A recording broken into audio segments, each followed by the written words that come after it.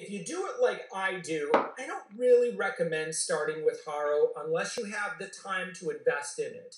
HARO is a great tool, but in many ways it's kind of a crapshoot because of the competition that you have to Mhm. work with, especially the free HARO, because by that time they've already been pitched over 100, 200 times. And I've talked to lots of journalists who really only use HARO as a last ditch Mm, effort. okay. And again, great service, love the guys, great company, but I'm just speaking just entrepreneur to entrepreneur. Again, I've had experience. I've talked to other entrepreneurs who've had great success with HARO. I've talked to lots of entrepreneurs who just, it's time consuming like anything else.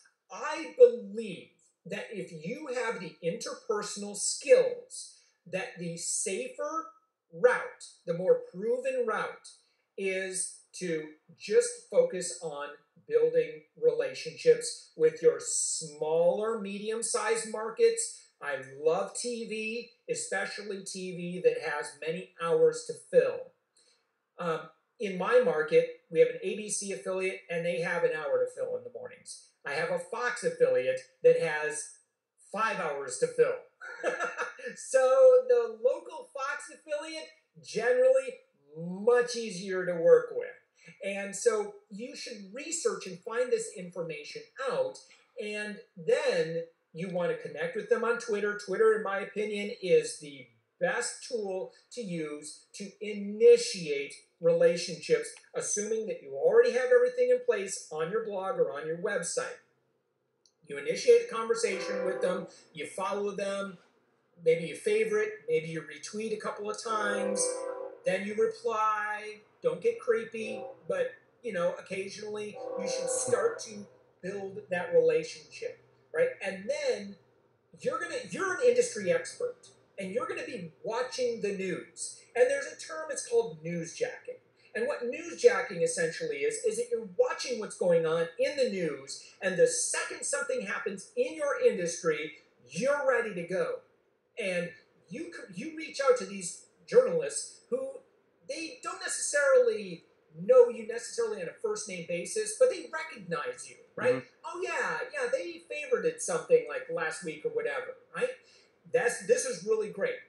Try to figure out these journalists' biases too. This is another super hack right there, because a lot of them kind of keep their biases close to their chest. At least traditional journalists will. But if you can figure out the things that they're most passionate about or the things that they support, and you can kind of rally around that, here's a dirty little secret in journalism. Journalists can't always say what they want to say, Yeah. but they love finding experts who will say Say that it for for them. them. If your belief and philosophy and industry expert stance supports that, you're in a great position.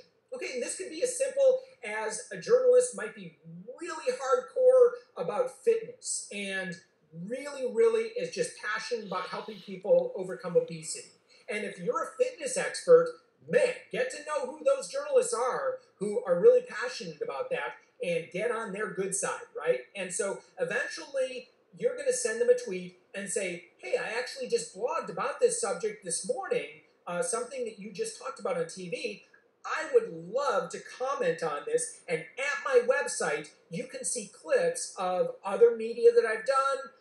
I've written a blog that's gotten guest post, I've guest posted elsewhere. I've gotten, I've been around the block. I can be trusted, or I've been on TV. Just somehow state your credibility as an expert. And at the beginning, you're going to have to be creative with this, but eventually, this is, and you won't always get the invitation right away. But I have found that um, you will generally spend less time overall if Mhm. you just get all situated and then just start reaching out to some select journalists in your local market. Don't go for New York Times. Don't go for these big publications, right? Don't go for the Today Show. Don't go for Oprah, right? You need to do your time in your local market, and eventually, it's like climbing the corporate ladder, right? I mean, you need to start with smaller media and then work your way Yeah. up. Chicago's not going to take you. New